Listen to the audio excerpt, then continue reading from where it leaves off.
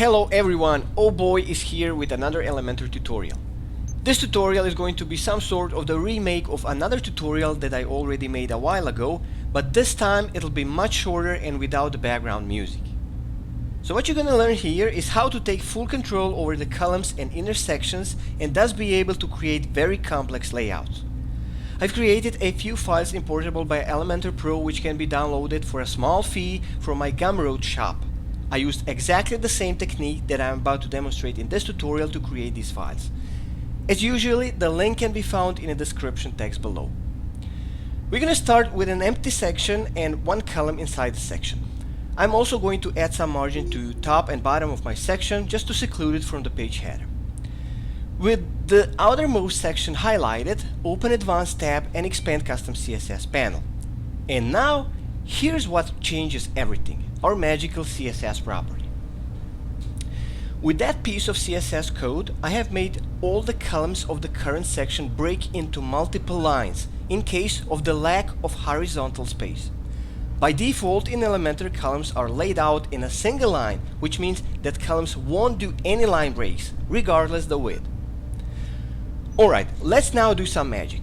The very first thing that you cannot do in Elementor without the piece of CSS code that I just have added is to make 100% white columns for desktop devices. So I'm going to add new column. Right mouse click, choose add new column from the menu. Now select Advanced tab, expand Custom CSS panel and add the following CSS rule. Alright, now I'll just copy that rule and paste into the CSS panel of my second column. You have to remember that if you don't set the column width explicitly via CSS panel, the column width will be assigned by Elementor, and Elementor is unable to figure out the width of the column that we set manually. So either you do the layout manually or do it Elementor way, because the mix and match will not do the layout properly. As you can see, our two columns are now 100% white, regardless the lack of that option in Elementor. Let's now add spacers with the background color to each of our columns. I'm going to do that for a better visual experience, and it's going to be much easier to track the column's behavior in responsive mode, because the most likely some of the columns will have to change width per device for the sake of visibility or readability. Alright, let's add the third column now. I'll duplicate the last one, and by duplicating the column, CSS rules should be duplicated as well. Of course, I'm going to change the background color of the spacer element too. What else can I do with regards to the column width? Well, first of all, I'm allowed to mix and match units, which means that the first column can be 300 pixels wide, the second one can be 100% minus 300 pixels wide, and the last one could be 25 EMs, for example.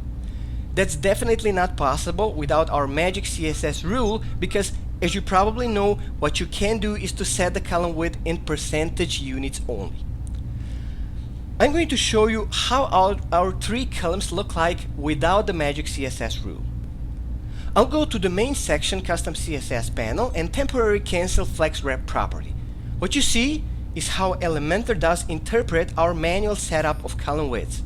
I'm not saying it's wrong. There's a technical reason for the columns being unwrapped in Elementor. I'm just trying to offer the alternative. That's all. Alright, let's make a step further. Let's include the intersection widget to the story as well. I'm going to drag and drop the intersection widget to the second column, right below the spacer element with the charcoal background. It's the widest column, and I would love to add more than just one intersection widget, and maybe make these section widgets stand one next to each other, as if they are two columns. I will also add colored background spacer to each of my intersection columns for a better visual experience. Just to mention the fact that the intersection columns inherit the flex wrap property, so we can treat them as if they are the first level columns. And by knowing that, I'll change column width manually by using Custom CSS panel and a chunk of a simple CSS code that I'm using all the time.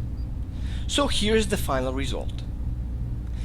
Maybe you still cannot comprehend the advantage of working with columns that way, but I encourage you to give it a shot. It'll turn into practice very soon. At the end, I'm going to show you what it takes to handle the layout in responsive mode. As usual, we'll check the tablet mode first. By looking at the layout as a bunch of colored boxes or pictures, it all looks fine. However, we have to be aware of the fact that there could be some text involved too, maybe headlines, some other widgets that require more space, etc., etc. So how to handle that case? How to change column width per device? You can handle it simply by using CSS media query. We're going to need two media queries, one for the tablet devices and the other one for mobiles. So if I want to make certain column 100% white on tablet devices, I'll use the following media query. The second column can also become full width by using the same piece of CSS code. Okay, how about the intersection widget columns? As I said earlier, all the intersection widget columns inherit FlexWrap property from the main section. So when it comes to responsiveness, I can simply manipulate the width as if dealing with the first level columns. And it all comes down to pasting the same piece of code for any intersection column. Everything else looks fine now. Let's switch to mobile view. Let's see how the things look like on very small screens. The mess that you can see is only because we are missing another media query that targets mobile devices. Let's fix that. So here it comes, our second simple media query into the game. With the very first column selected, I'm going to add the following to the custom CSS panel. And of course, do the same with our second and third columns. As I said, all the first level columns will be 100% white for mobile devices. What about these two intersections? Well, I could make them 100% white too. Why not? So highlight the first intersection and paste the same media query code into the CSS panel. And likewise, do the same with the second intersection widget. Okay, we now have everything working fine across multiple devices. Is there any other hidden trick? I'm going to show you two. The first one is about merging media queries. If I select the first outer column, you're going to see that both media queries share identical CSS rule. Now, for the sake of the cleaner code, you can do the following. Delete the mobile related media query and redefine minimum width of the first one. I'll use 1 pixel. That will keep the width of 100% for all the mobile and tablet devices in the same time. The second trick relates to the columns alignment. First, I'll switch back to the desktop mode.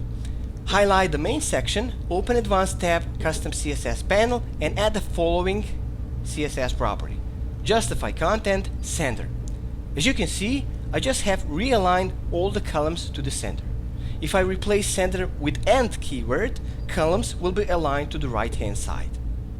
You can also add media query to the main section and make the columns alignment conditional per device, if needed for some reason, of course. Here is how. And that's it. I've tried to provide as much information as possible and be as straightforward as possible. All you gotta do now is to warm up the chair and do some practice. Once again, you can download a few layout files importable by Elementor for a small fee from the link in the description below, and thus help me keep this channel alive. If you like this tutorial, give me a thumb up, comment, share, spread the word. Anything you do will be fine. And if you do so, I'll give my best to publish more videos. Stay tuned, thanks for the support.